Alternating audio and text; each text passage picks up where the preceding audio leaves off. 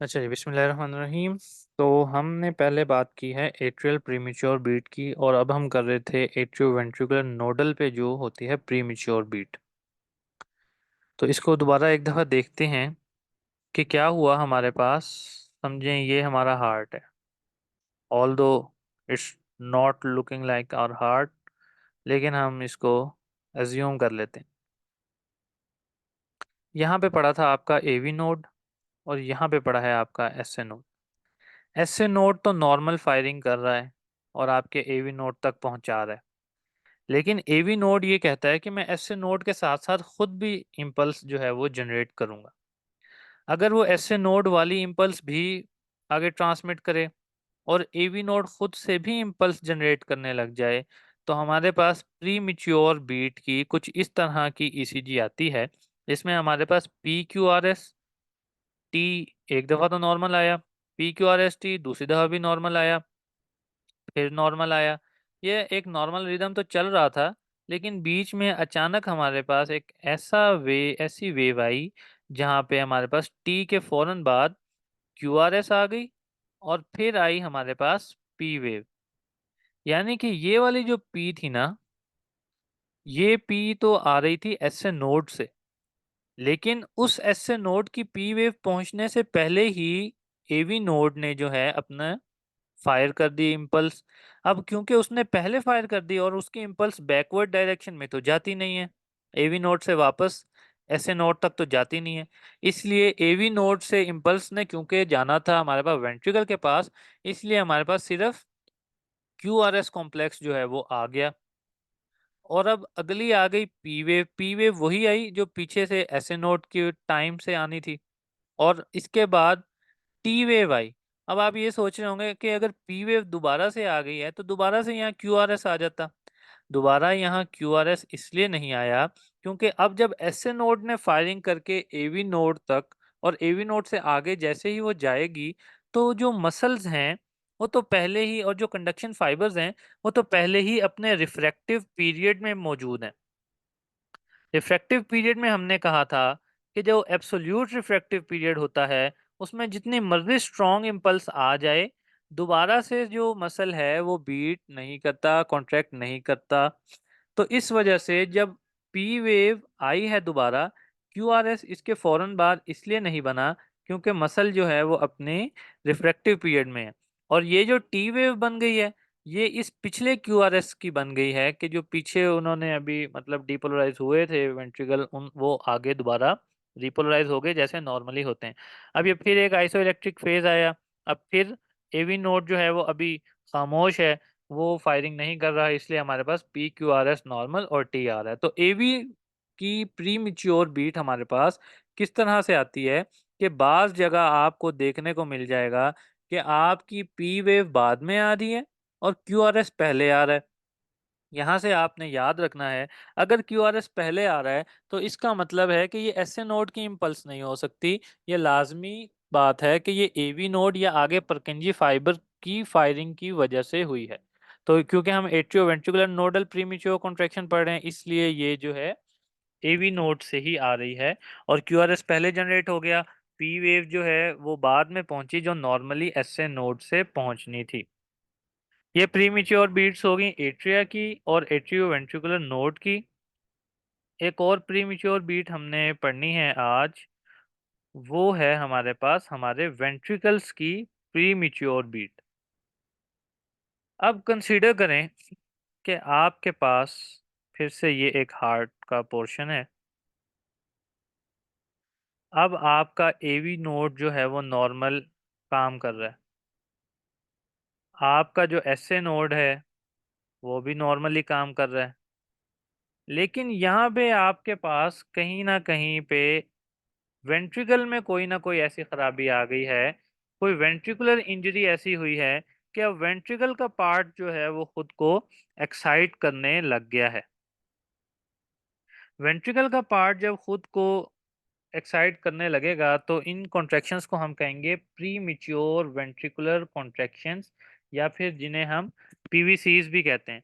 ऐसा उन लोगों में होता है जो बहुत ज़्यादा कॉफ़ी का इंटेक कर लें, बहुत ज़्यादा सिगरेट्स पी लें, या जो जो है जिनके स्लीप साइकिल बहुत ज़्यादा डिस्टर्ब हो, लैक ऑफ स्लीप, और वेरियस माइल्ड टॉक्सिक स्टेट्स जो हैं, या फिर कोई शख्स इमोशनल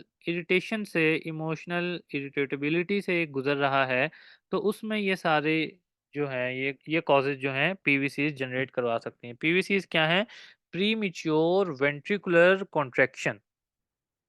यानी कि आपका एसए नोड और एवी नोड तो काम कर रहा था नॉर्मली, आपका मसल काम नहीं करता, कंडक्शन जो है इसने नहीं करनी होती, इसने जस्ट अपने आप को कॉन्ट्रैक्ट करवाना होता है under the influence of impulse जो कि पीछे से आ रही होती है। लेकिन अब यहाँ पे कोई एक टॉपिक फोकाई बन गया है, जिसकी वजह से यहाँ पर भी अब जो है वो बीट आने लग गई है। अब यहाँ पर जब ये इम्पल्स फायर करेगा ना, तो हमारे पास किस तरह कोई वेव फॉर्म आएगी? हमें यहाँ पर देखने को मिलेंगी इन्वर्टेड वेव्स। एक तो आप ये देखेंगे कि हमारे पास ये जो है क्यूआरएस कॉम्प्लेक्स ये हो गया है वाइड। उसकी वजह ये है कि जब यहाँ से इम्पल्स आएगी, समझे ये था हमारे पास कंडक्शन सिस्टम, हमारा मोटरवे, इससे तो बहुत तेजी से इम्पल्स जाती थी ना, दोनों साइड्स पे, लेफ्ट साइड पे भी और राइट साइड पे भी। लेकिन अब ये क्योंकि एक टॉपिक बन गया है, ये समझे एक तरह की जीटी रोड है, यहाँ से कंडक्शन जो है वो स्लोली स्लोली होगी, जिसकी वजह से आपका क्यूआरएस कॉम्प्लेक्स जो है वो वाइड हो जाएगा। अब क्यूआरएस कॉम्प्लेक्स एक तो इसमें वाइड हो जाता है, दूसरा इसमें आपको क्या देखने को मिलता है कि ये जो आपकी टी वेव होती है ये इन्वर्ट हो जाती है। टी वेव इन्वर्जन क्यों हो जाती है? हमने वेंट्रिकल में ये बात पढ़ी थी कि जो पार्ट सबसे पहले डीपोलराइज होता है वो सबसे लास्ट तक डीपोलराइज रहता है, और जो एंड सबसे पहले रिपोलराइज हुआ, जो एंड सबसे लास्ट पे डीपोलराइज हुआ, उसी की सबसे पहले रिपोलराइजेशन स्टार्ट हो जाती है। लेकिन इसमें क्या होता है कि आपकी जो इम्पल्स आई है वो इतनी स्लो आई है कि जो पार्ट सबसे पहले डीपोलराइज हुआ वही मजबूरन सबसे पहले रिपोलराइज भी हो गया। और ये पार्ट क्योंकि सबसे एंड पे डीपोलराइज हुआ और सबसे एंड पर ही ये रिपोलराइज होगा। अब देखें पोलैरिटी का डिफरेंस आ गया ना, पहले तो रिपोलराइजेशन नीचे से स्टार्ट होनी थी, अब रिपोलराइजेशन ऊपर से स्टार्ट हो रही है। अब क्योंकि पोलैरिटी रिवर्स हुई है तो आपके पास इसमें टी वेव जो है आपको इनवर्स देखने को मिलेगी। तो ये थी हमारी premature ventricular contraction.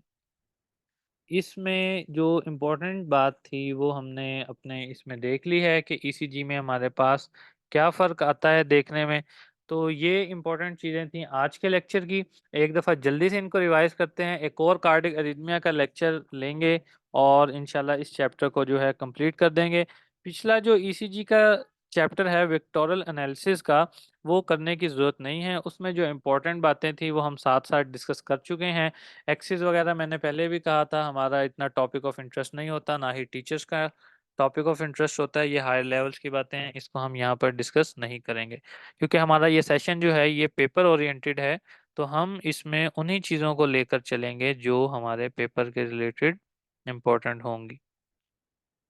Heart blocks को जल्दी से मैं एक बार रिवाइज कर लेता हूँ। फर्स्ट डिग्री हार्ट ब्लॉक में हमने क्या कहा था? एसए नोड ठीक काम कर रहा है, जस्ट जो बंडल हैं हमारे पास, जो कंडक्शन फाइबर्स हैं, उनमें कहीं ना कहीं कंडक्शन डिले आ रहा है, जिसकी वजह से पी आर इंटरवल हमारा प्रोलॉन्ग हो रहा है। ऑल दो क्यू आर एस हमारा ठीक है, हमारी टी वेव भी ठीक है, अगला पी आइसो इलेक्ट्रिक सेगमेंट भी ठीक है, पी और आर जो है जस्ट इस इंटरवल का डिले हो रहा है।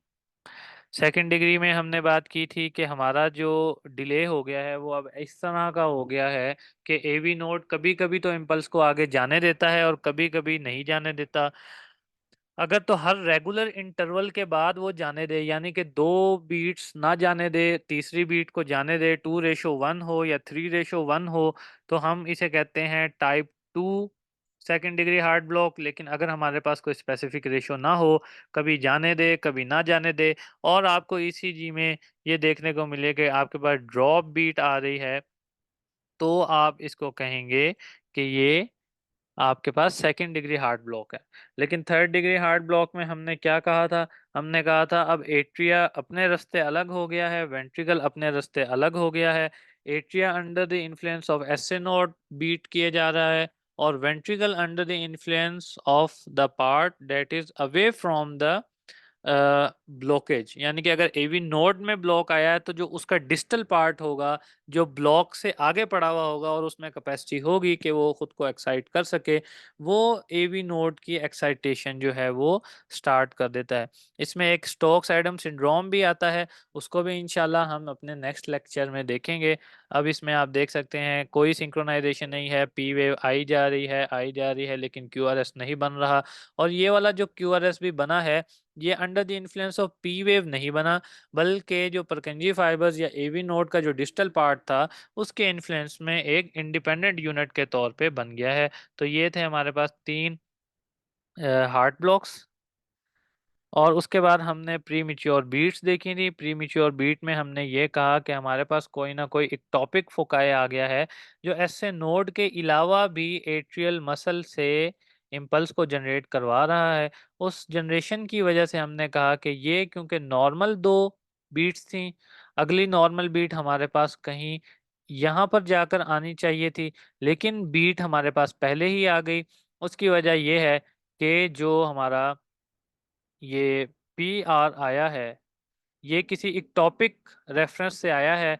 इसके आने की वजह से एवी नोड ने इसको कैच किया और आगे से क्यू आर एस कॉम्प्लेक्स बनवा दिया।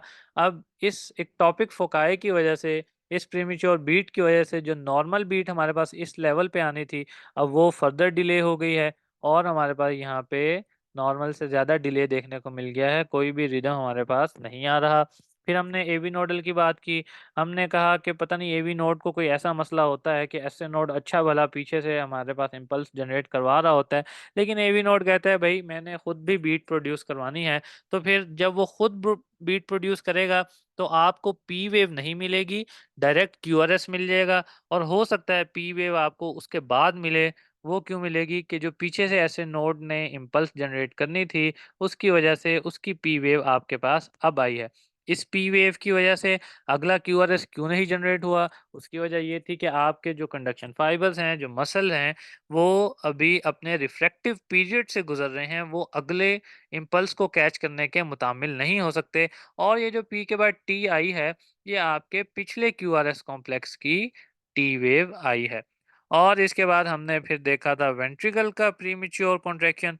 उसमें हमने बात की कि क्योंकि वेंट्रिकल के अब किसी और पार्ट से बीट आ रही है, इसलिए क्यू आर एस कॉम्प्लेक्स जो है ये ज़्यादा वाइड हो गया है, और हमारी जो टी वेव है ये इन्वर्ट हो गई है। इस वजह से, क्योंकि जिस पार्ट ने, जो पार्ट सबसे पहले डीपोलराइज होता है वो सबसे लास्ट तक डीपोलराइज रहता है, और जो सबसे एंड पर डीपोलराइज होता है उसने सबसे पहले रिपोलराइजेशन स्टार्ट करनी होती है। लेकिन अब ये मामला सारा रिवर्स हो चुका है।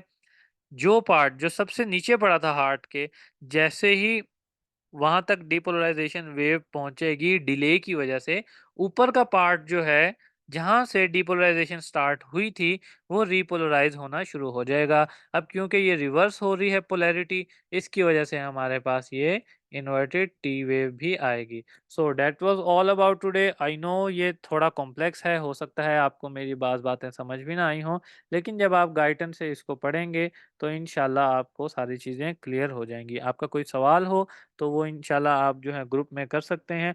और रिगार्डिंग के हम रिकॉर्डेड लेक्चर्स क्यों नहीं शेयर कर पा रहे, तो शुरू में थोड़ा सा इशू आ रहा था कि हमारी फाइल कंप्रेस होके वो आगे प्रॉपर मतलब एक वीडियो की फॉर्म में MP4 की फॉर्म में नहीं आ पा रही थी। तो उस इशू को हमने अब रिजॉल्व कर लिया है, और अब हम जो है इंशाल्लाह कोशिश करेंगे कि साथ साथ आपको जो है इसके रिकॉर्डेड लेक्चर्स भी प्रोवाइड कर दें। So that was all about for today. वाखिर दावाना अनिल हम्दुलिल्लाहि रब्बिल आलमीन। अल्लाह पाक मुझे समझाने और आपको समझने की और हमें बेहतरीन तबीब बनने की तौफीक अता फरमाए। जज़ाकल्लाहु खैर।